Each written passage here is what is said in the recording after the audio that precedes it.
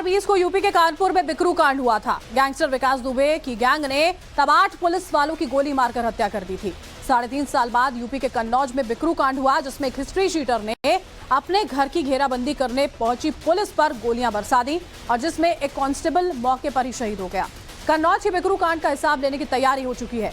History sheeter Ashok उर्फ मुन्ना यादव के आतंक की सल्तनत को ध्वस्त करने की क्या तैयारी आपको बताएंगे, लेकिन सबसे पहले कन्नौज से आ रही जो इस वक्त की बड़ी ब्रेकिंग है वो आपको बता देते हैं।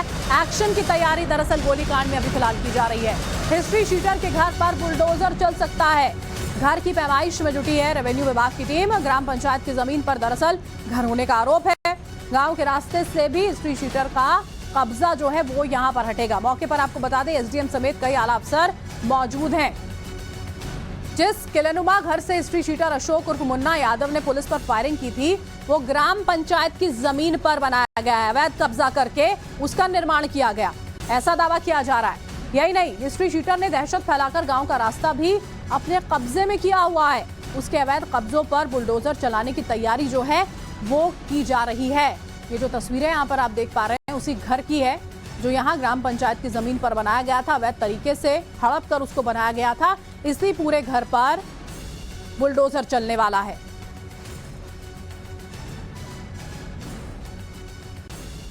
के लिए बहुत जरूरी है कि काली कमाई से इकट्ठा की गई उनकी संपत्ति को तोड़ा जाए, उनके आर्थिक नेटवर्क पर प्रहार किया जाए। और वही हो रहा है कन्नौज में, जहां पर अशोक ने पुलिस की टीम पर हमला किया, एक पुलिसकर्मी की मौत हुई थी। और देखिए आज रेवेन्यू डिपार्टमेंट की टीम यहां पर पहुंची है।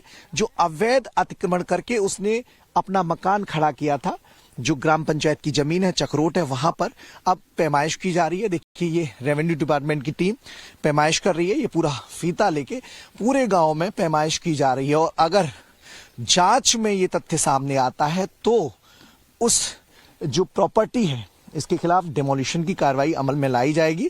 बुलडोजर नीति जो योगी सरकार की है वो इस वजह से है कि माफियाओं का नेटवर्क दोबारा खड़ा ना हो सके और एक मैसेज पूरे इलाके में दिया जा सके। और वही मैसेज देने की कोशिश आज हो रही है।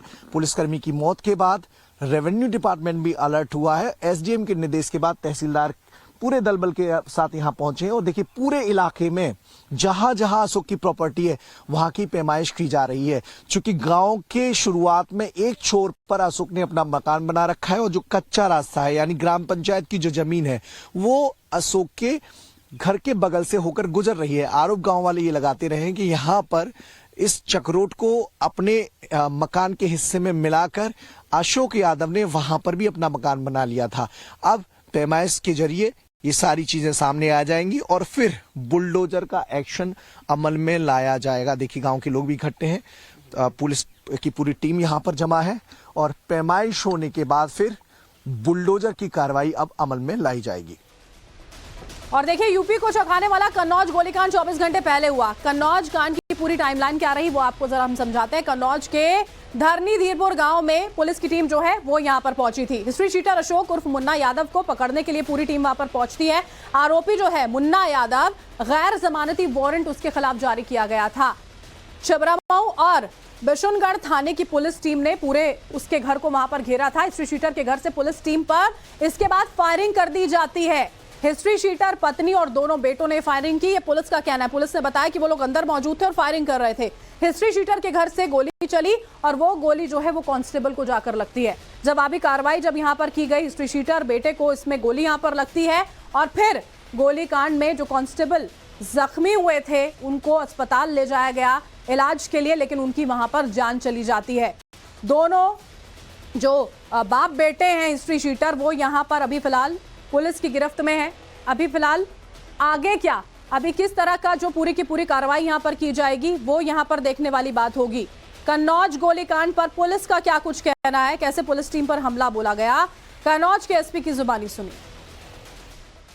थाना छिबरामऊ और बिशुनगढ़ थाने पुलिस की संयुक्त टीम इसकी गिरफ्तारी हेतु सूचना पर इसके घर पे गई थी। जब पुलिस इसके घर पे पहुंची तो उसने पुलिस टीम पे फायर कर दिया, जिसमें थाना बिशुनगढ़ के आरक्षी सचिन राठी को पैर में गोली लगी। तो इन्होंने अंधेरे का फायदा उठाने का कोशिश किया।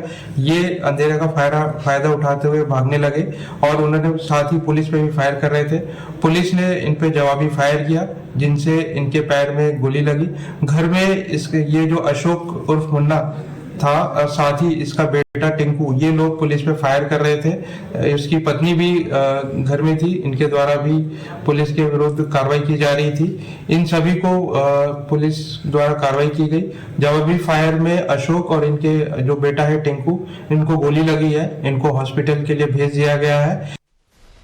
हिस्ट्री शीटर अशोक उर्फ मुन्ना के गांव धरणीधरपुर में सन्नाटा पसरा हुआ है। गांव के लोगों का यह कहना है कि अशोक उर्फ मुन्ना की गांव में रंजिश थी। 2 लोगों की हत्या में भी अशोक का नाम था। मुन्ना के डर के चलते उसके बारे में गांव में कोई खुलकर नहीं बोल रहा है। मौके से नवभारत की एक रिपोर्ट आपको दिखाते हैं। 20 मुकदमे दर्ज थे इन पे, अशोक उर्फ मुन्ना पे। तो गांव में तो गंडे दबंगई करते होंगे? नहीं तो ऐसा कुछ नहीं का, कोई मतलब नहीं। हमारे गांव का उसको मतलब नहीं रहा कहूँगा। आना जाना रहता होगा? आना जाना नहीं रहा तो काम। अच्छा, आता भी नहीं था कभी। अच्छा, अभी टीम आई थी, वो जांच रही थी, तो गांव का जो रास्ता आता है उधर से, तो उस रास्ते पर भी कब्जा कर लिया था। किसने? अशोक यादव ने। रास्ता पे तो कब्जा तो नहीं कहूँगा को। अच्छा, हाँ, किसी को कोई मतलब ही नहीं था उसका। अच्छा, तो क्या मतलब लोग आया जाया करते थे बंदूक वाले क्या घर पे ऊपर, क्योंकि वो पूरा बना रखा है उसी से? नहीं भैया, हिंद बंदूक वाले तो नहीं देंगे। अच्छा, अब ज्यादा पहले फायरिंग है वो 15 में प्रधान वो है। अच्छा, अब प्रधानी के बाद फिर वो बिल्कुल जाई में अपने अंडरग्राउंड हुई हो। अच्छा, फिर वो किसी मतलब नहीं रखा उसने, प्रधान वो, ताकि बाद फिर दोबारा चुनाव में हारी हो, लेकिन रो करेंगे अपने। अच्छा, अच्छा, घर पे वो 3 टावर, सीसीटीवी कैमरे और उसमें बंदूक को निकालने कैमरा तो लगे बाकी घर पे। जो तो हम आते जाते देखे, घर पे तो नहीं जाते, लेकिन रास्ता आए इधर तो रास्ते में देखे कैमरा लगे, लाइटें लगी। रात में लाइटें जगाओ तो नहीं। अच्छा, बाकी और कोई बातचीत नहीं। स्वभाव कैसा था? जैसे बातचीत करते हैं, कोई गुंडई दबंगई वाला स्वभाव था? स्वभाव नहीं था। अच्छा, हाँ, इधर आ जाइए। हाँ, वैसा कोई स्वभाव नहीं था, बोलने चालने में तो सही था। अच्छा, हम लोगों को सही था। अब जिसके लिए हो तिसके लिए बना रहा है। मुकदमे तो दर्ज थे ये। अब मुकदमे हाथे पहले होंगे तो होंगे। तो जैसे गांव में चर्चा चलती है, कितने मुकदमे थे, कौन कौन लोग मारे थे? अब मारे का उन्होंने मारे थे, और उन्होंने वो तो उनका कंप्रोमाइज हो गया था आपस में। अच्छा, कितने लोग मरे थे उसमें? एक इनकी तरफ से मरा तो 2 उनकी तरफ से मरे थे। अच्छा, दूसरी पार्टी है उनकी तरफ से। अशोक ने 2 मारे थे, ऐसी जानकारी? हाँ, और उन्होंने एक इनका भाई मार दिया था। अच्छा, फिर इनका कंप्रोमाइज हो गया। वो दोनों लोग आप यहाँ रहने लगे, वो अपने गांव में रहते हैं। तो जब आता जाता था तो अकेला आता रहता था या लोग भी रहते होंगे? कहीं नहीं, वो घर में ही कैद रहता था। अच्छा, क्यों, ऐसा क्यों था? डर की वजह से? अब उसे डर और होगा किसी का। अच्छा, हत्या और लूट जैसे 20 से ज्यादा मामलों में फरार चल रहे हिस्ट्री शीटर अशोक यादव ने कैसे अपने घर को किलेनुमा बना रखा था, कहां से उसने पुलिस टीम पर गोलियां चलाई थी, जिसकी चपेट में आकर कांस्टेबल सचिन राठी को जान गंवानी पड़ी। मौके से हमारे संवाददाता मनीष यादव की रिपोर्ट देखिए। अपराध का अड्डा और अपराधी का ठिकाना, यानी खौफ की सल्तनत चलाने वाली जगह। मैं इस वक्त कन्नौज में मौजूद हूं। कन्नौज में जहां पर एक अपराधी ने पुलिस की टीम पर हमला किया, एक पुलिसकर्मी को गोली लगी, जिसकी मौत हो गई है। देखिए, ये अशोक उर्फ मुन्ना का घर है। ये इलाका है धरणीधरपुर। इसी घर से अपराध की सल्तनत अशोक उर्फ मुन्ना यादव चलाया करते थे। ये पूरा अवैध किला बनाया हुआ है। पुलिस पर किसी भी दबिश से पहले निगरानी रखने के लिए यहां पर सीसीटीवी कैमरे लगा रखे थे। 2 जो जगह हैं, हालांकि अभी सीसीटीवी कैमरा पुलिस ने तोड़ दिया, लेकिन ये गवाह है कि यहां पर सीसीटीवी कैमरे के जरिए पूरे इलाके पर नजर रखी जाती थी। केवल गेट पे कैमरे नहीं लगे, बल्कि मकान के चारों हिस्सों पर, चारों दिशाओं पर ये कैमरे लगा रखे थे। गांव की शुरुआत जब होती है, उससे पहले ही जंगल में ये मकान बनाया हुआ है। देखिए, दूसरी जो तस्वीर ये दिखाना बहुत जरूरी है। गेट के दूसरे हिस्से में अगर आप आएंगे, एंट्री करेंगे, तो यहां पे एक टावर बना रखा है।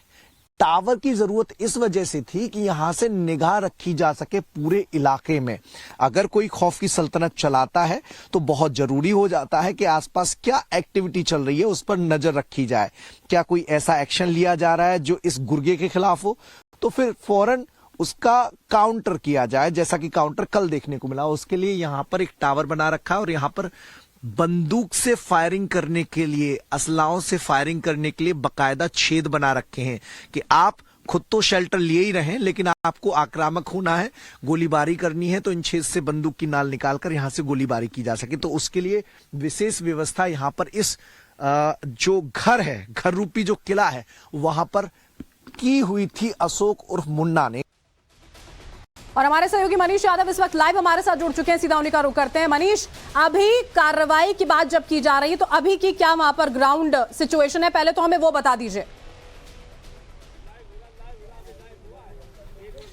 देखिए, योगी सरकार में इरादा एकदम साफ है, जीरो टॉलरेंस की नीति के हिसाब से काम होता है। अपराधी कितना भी बड़ा हो, कार्रवाई होगी। गैर कानूनी काम किया है, अवैध अतिक्रमण किया है, अवैध कब्जा किया है, कोई भी अपराधी हो, उस नेटवर्क को धराशायी किया जाएगा। और वही अशोक यादव के मामले में देखने को मिल रहा है। अभी की स्थिति यह है कि घटना स्थल पर पीएसी की कंपनी को तैनात किया गया है, राजस्व विभाग की टीम यहां पर आ गई है, पूरे गांव की पैमाइश की जा रही है, जहां जहां उसकी संपत्ति है वहां पैमाइश की जा रही है। जिस रोड से हम लोग यहां पर, मैं इस वक्त खड़ा हूं, ये रोड सीधे गांव की तरफ जाता है, लेकिन आप देखेंगे तो अशोक यादव के घर का एक हिस्सा इस रोड पर बना हुआ है। तो पैमाइश इस बात की गई है कि क्या सरकारी संपत्ति पर कब्जा करके अपनी दीवारें खड़ी कर ली गई, वहां पर अपना अवैध किला बना लिया गया। इस बात की जांच की जा रही है और संभावना इस बात की है कि इस बात की पुष्टि होते हुए जांच रिपोर्ट के बाद एसडीएम के आदेश से इस अवैध अतिक्रमण को हटा दिया जाएगा।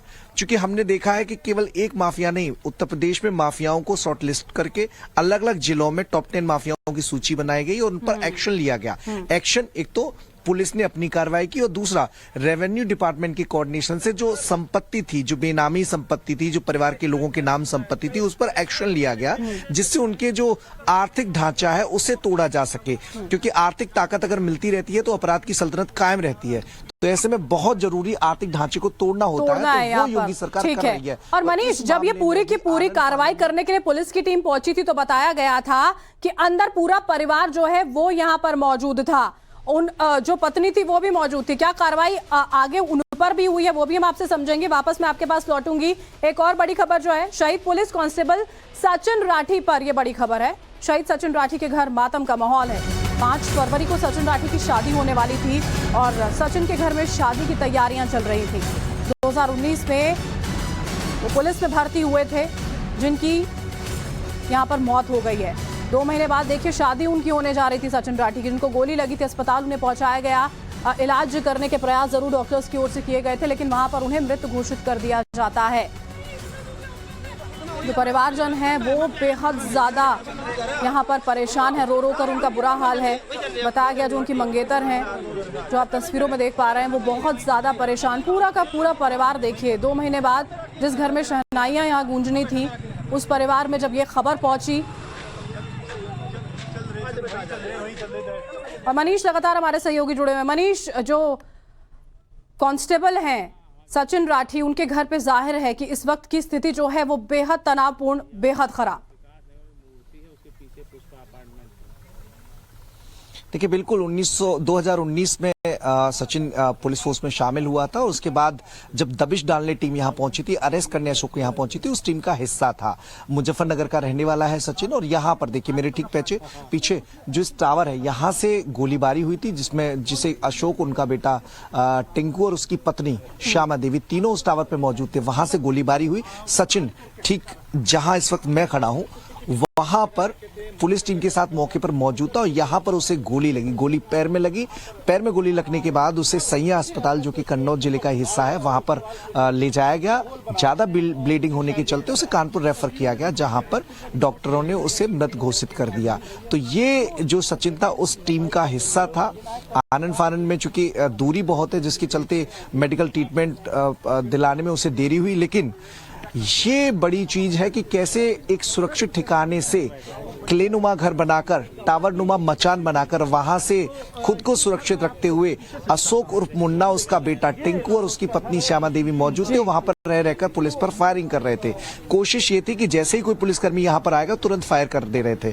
पुलिस ने स्ट्रेटजी अपनाते हुए चारों तरफ से इस पूरे घर को घेर लिया और जब शाम हो गई तब अशोक ने भागने जी। की कोशिश की बेटे और पत्नी के साथ। रात तब का सहारा और लेते हुए कि जवाबी अंधेरा फायरिंग है तो करते हुए भागने में भागने की कामयाबी यहाँ कोशिश पर की। उस हासिल होगी, लेकिन ऐसा हो नहीं पाया। आगे की भी जानकारी मनीष हम आपसे लेंगे। फिलहाल के लिए बहुत बहुत शुक्रिया आपका।